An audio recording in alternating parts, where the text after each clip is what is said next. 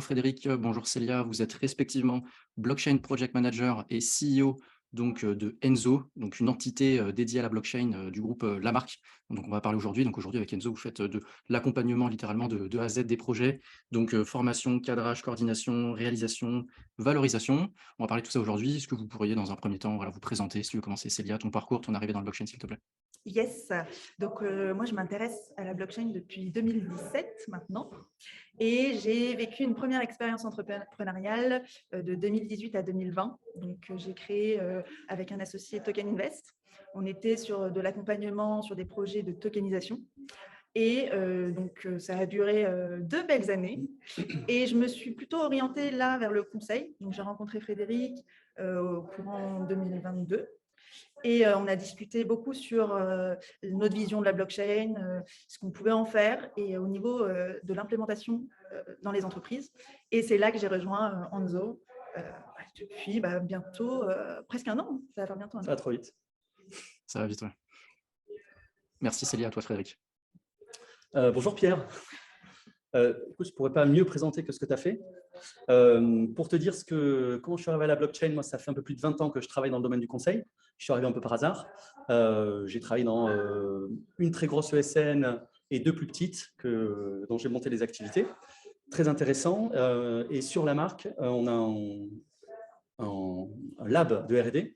Et de ce lab de R&D est sortie l'idée de faire de la veille techno sur la blockchain. Figure-toi, il y a 3-4 ans.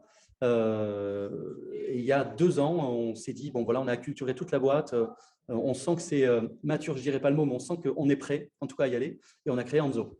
Avec ce que tu disais tout à l'heure, comme on est une bande de 200 chefs de projet, l'idée c'est dès le départ d'aller parler aux entreprises, pas sur un aspect technologique, mais sur un aspect vraiment très fonctionnel. Et donc, on cadre leurs projets, on les coordonne, ça on sait bien le faire, on essaie de les réaliser jusqu'au bout parce qu'on a des blockchain engineers.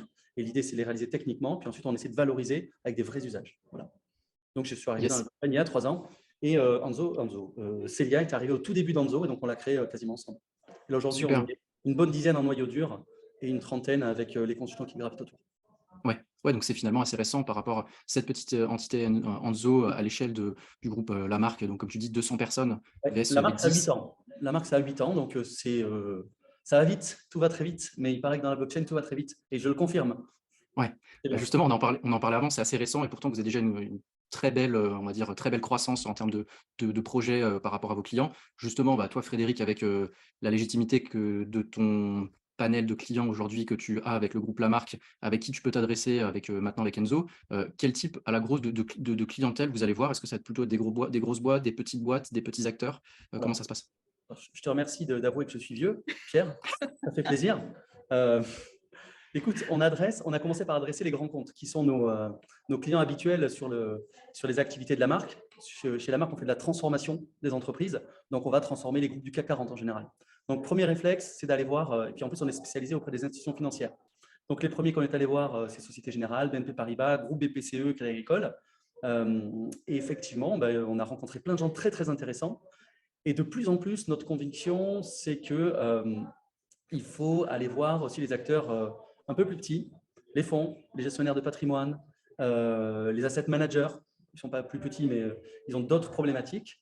Et puis, on a ouvert aussi il y a quelques années dans le domaine de la data gouvernance avec des acteurs dit corporate, des acteurs, l'entreprise préférée des Français sur le sport. Donc, on travaille avec Auchan, on travaille avec Decathlon, on travaille avec Safran, avec CMA, CGM, etc. Et en fait, on va aussi les adresser. Et aussi, pour répondre à ta question, des acteurs tout petits, des tout nouveaux venants sur le monde de la création de bijoux, par exemple, qui veulent certifier la provenance de leurs diamants, de leur or, qui viennent de mines éco-certifiées, qui garantissent que c'est for good. On travaille avec dans le monde du spectacle avec, je vais dire, une personne très connue qui veut créer une communauté sur le Web3. L'idée, c'est quoi? C'est de ne plus dépendre des GAFAM, des gros réseaux sociaux, d'avoir cette liberté à la fois ne pas être censuré le cas échéant et à la fois dire ce qu'on veut. Et puis, plein d'autres plus petits acteurs. Donc, en fait, pour répondre à ta question, ça va du tout petit acteur au grand compte. Mais ceux qui marchent le plus, c'est les petits middle aujourd'hui.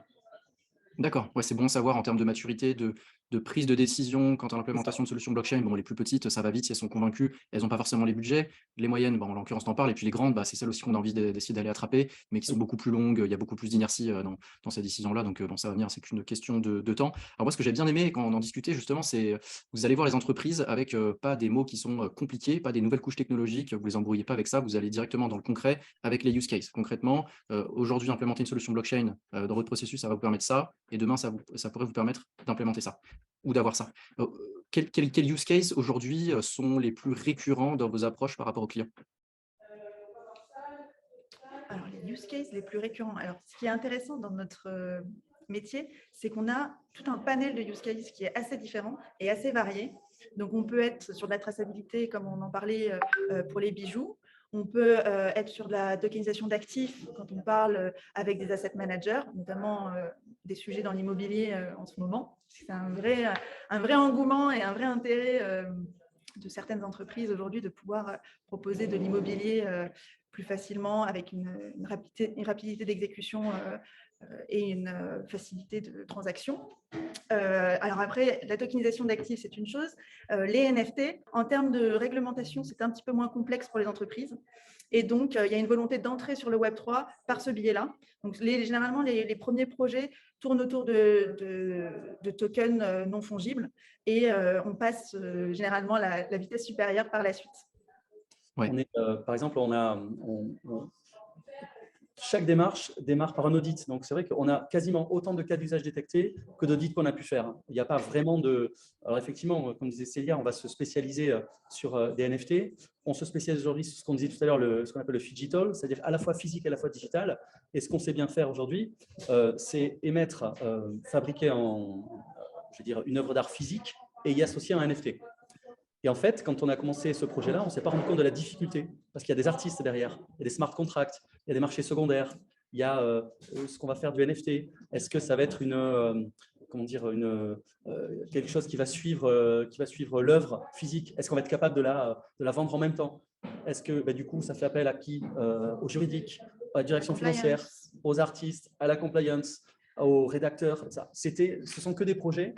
On nous dit, voilà, j'aimerais faire des NFT. Et à la fin, on se rend compte que c'est des projets énormes qui durent des mois et des mois. Et si on veut vraiment bien les aboutir, les amener jusqu'au bout, il faut qu'on traite tous ces sujets-là et qu'on n'oublie personne. Donc, quand on parle de cadrage et de coordination, le cadrage, il est primordial. C'est-à-dire que lors de cadrage, par exemple, pour une grande revue qui a organisé effectivement ses premiers NFT pour un de ses anniversaires et qui a fait créer par 15 paires d'artistes à la fois un NFT et à la fois un objet d'art physique, on s'est rendu compte que le cadrage était incroyablement complexe. C'était pas si simple parce qu'ils avaient déjà avancé, ils avaient déjà eu l'idée. Je la trouve super bonne, leur idée. Et puis, ils ont effectivement profité de la Paris Design Week pour lancer le projet. Donc, ça s'est fait vraiment de façon très… On voit beaucoup de projets NFT qui sont par la petite porte. Là, c'était pendant la Fashion Week, Paris Design Week. Donc, c'était au Grand Palais, si je ne me trompe pas. Ou je sais, non, non, c'était… C'était au Musée des Archives, voilà. Et donc, ils ont fait un event au Musée des Archives pour effectivement lancer tout ça. Et on a eu à gérer toute la partie coordination physique, technologique. Donc, c'était vraiment passionnant. Et effectivement, on a d'autres personnes, d'autres entreprises qui nous posent la question sur la gestion du digital. On se rend compte que vaut mieux l'avoir déjà vécu une ou plusieurs fois pour aller plus vite et éviter de tomber dans certains écueils. Ouais, c'est clair. Mais après, ce qui est compliqué, c'est justement les cas d'usage sont tellement énormes et en fait, on vient tailler un cas d'usage sur mesure en fonction de l'interlocuteur et de l'entreprise qu'on a en face. Donc, effectivement, il y a des trames qu'on retrouve à chaque fois, mais il y a quand même beaucoup de reprises du début. C'est pluridisciplinaire, ça touche à beaucoup de domaines.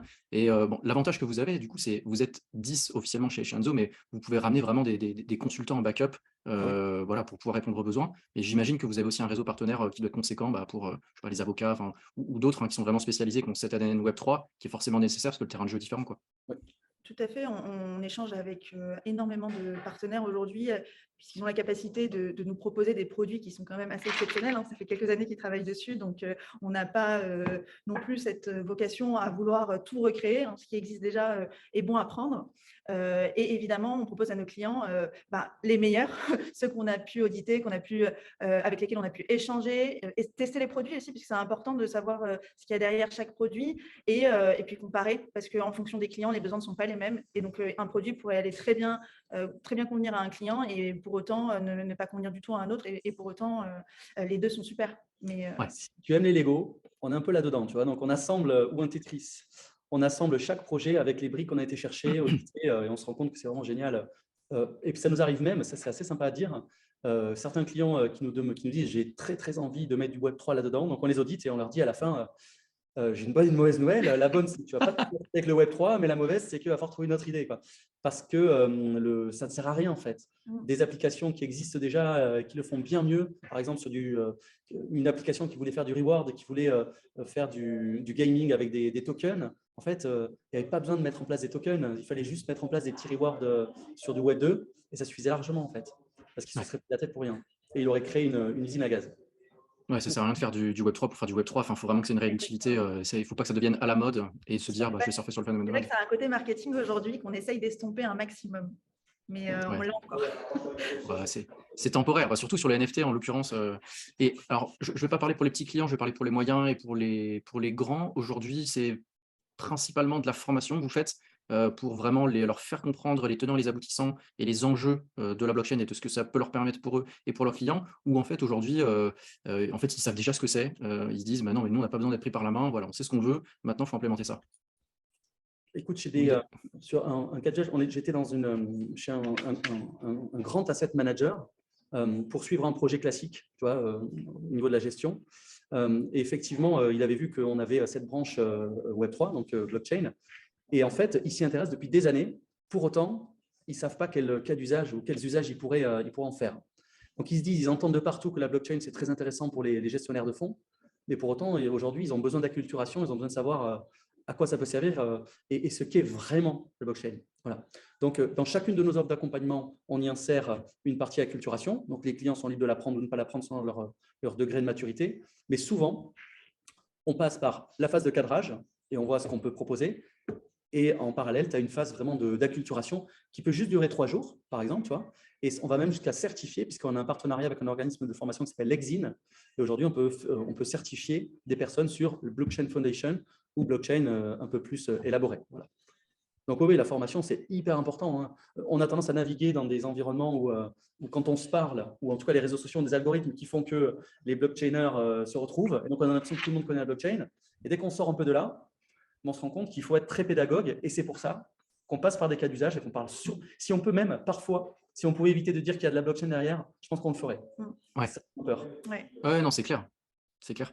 Mais en même temps, ça, en fait. C'est vrai que nos idées vous reviennent assez vite. Non, parce qu'en fait, ce qu'on voit, c'est que c'est pour ça que j'aime bien poser la question, c'est qu'il y a surtout quand on baigne dedans, au quotidien, on se dit, mais en fait, on peut faire des milliers de choses avec, c'est assez incroyable tous les cas d'usage, et confronter un petit peu toute cette théorie, même qui est possible aujourd'hui ou éventuellement demain, avec la réalité de ce qui est fait. Et parfois, en fait, ce que je vois au cours des discussions, c'est qu'en fait, il y a encore beaucoup d'acculturation, beaucoup de formation, et puis les petites implémentations, voilà, ça passe par du NFT, une petite collection, et puis ensuite, ça permet de mettre le premier pied, et puis ensuite, ça va derrière. J'ai vu sur votre site que vous avez mis en place un système qui s'appelle Global Data Transparency sur les critères ESG. Est-ce que vous pouvez en dire un petit peu plus?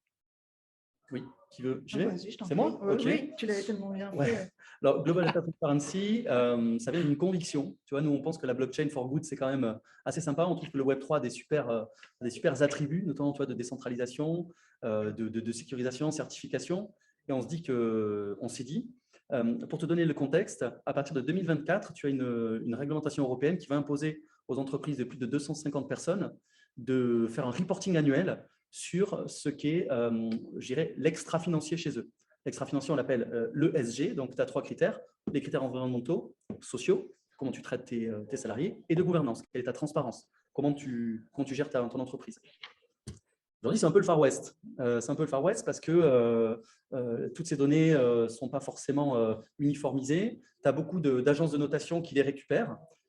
Parfois, il y a des trous dans la raquette. Elles ne récupèrent pas toutes les données. Et pour autant, elles vont faire tourner des algorithmes sur ces données qui sont parfois incomplètes et ils vont donner des notes, en fait. Donc, je prends un exemple d'un asset manager qui a envie de vérifier la performance financière et extra-financière d'une entreprise pour la proposer au rachat à un autre de ses clients. Elle va être capable sur le financier, elle est très forte.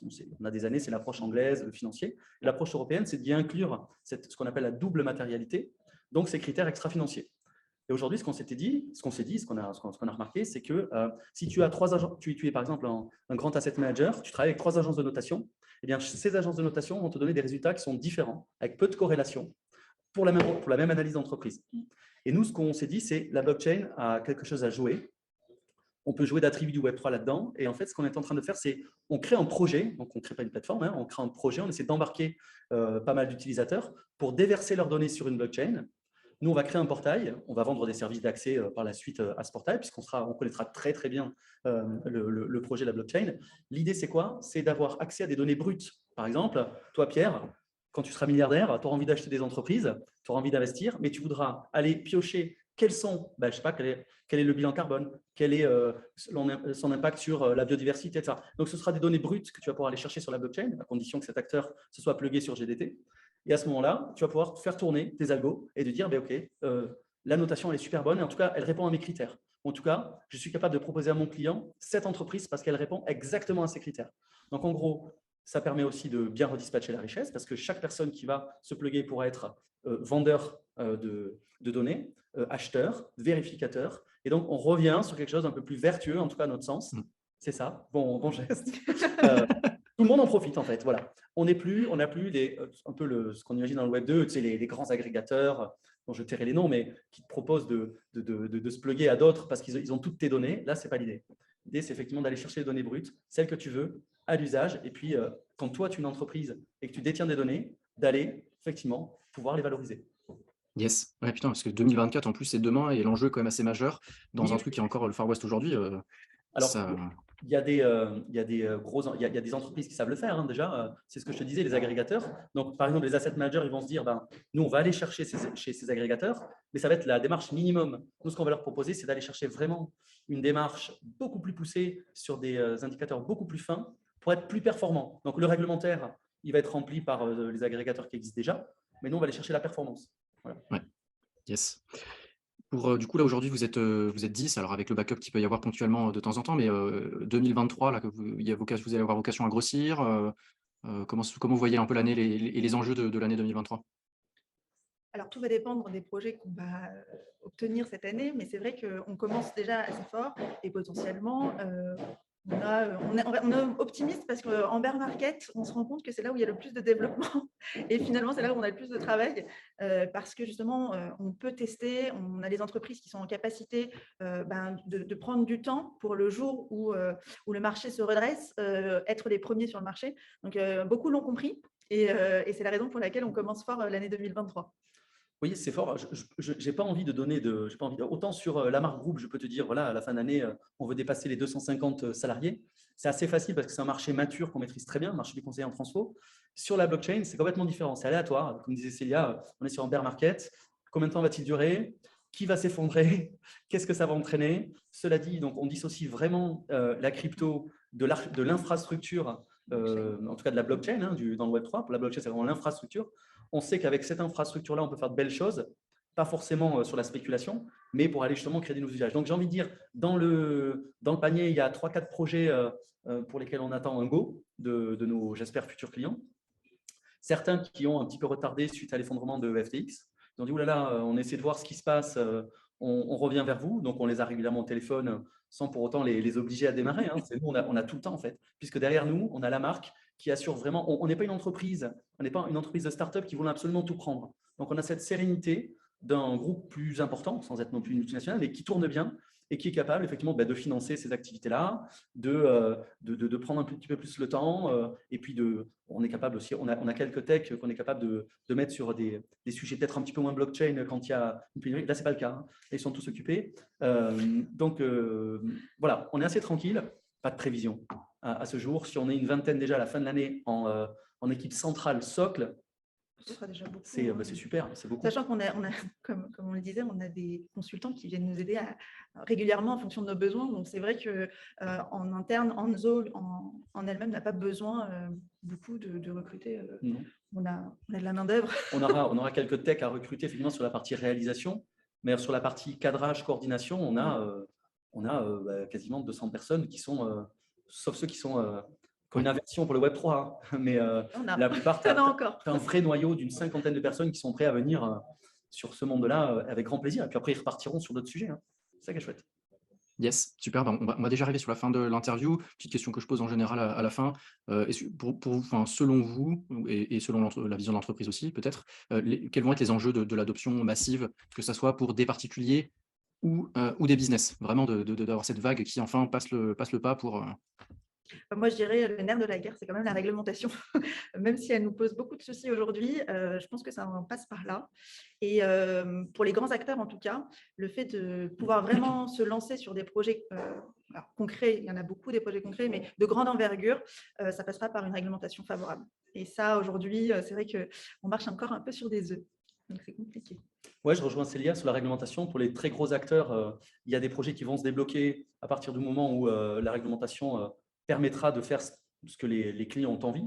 Par exemple, rendre plus liquides certains produits financiers ou immobiliers. Et à partir du moment où Mika l'annonce déjà, alors on est déjà en train de travailler sur Mika 2, soi-disant, mais déjà, quand Mika sera mis en place, c'est favorable. Donc, on se dit qu'il y a quand même certains projets, notamment sur des acteurs financiers qui sont très régulés. Donc, ça, c'est plutôt rassurant sur le marché. Ils sont régulés. Les cryptos rentrent dans une vague de dérégulation. Alors, effectivement, certains acteurs font un peu plus la tête parce qu'on n'est plus sur la grande époque. Mais je pense que les projets bien régulés seront des bons projets, feront moins peur parce qu'au final, les investisseurs sont des particuliers ou des entreprises. Et si c'est régulé, ça fera moins peur. Et ça va forcer les acteurs comme nous de la blockchain d'être à la page de ce qui se fait. Donc voilà, je te rejoins à 100%. yes. Bon, après, le but du jeu, justement, ça va être que la régulation aille assez vite. C'est un petit peu ça le challenge, assez vite pour pouvoir cadrer toutes ces évolutions techno. Parce que même dans Mika 2, enfin, il y a déjà des choses aujourd'hui qui ne seront pas tenues compte dedans. Et donc, bah, c'est toujours un petit peu ce jeu-là. Alors, les plus petites boîtes, elles arrivent à expérimenter, mais toutes les plus grosses qui n'ont pas envie d'être associées à quelque chose qui les dépasse, même, ou qui ne sont pas forcément régulées, je comprends que ça puisse bloquer. OK, et bah, je vous remercie pour votre temps, Célia et Frédéric. Bon courage pour 2023. À toi, Pierre. Merci.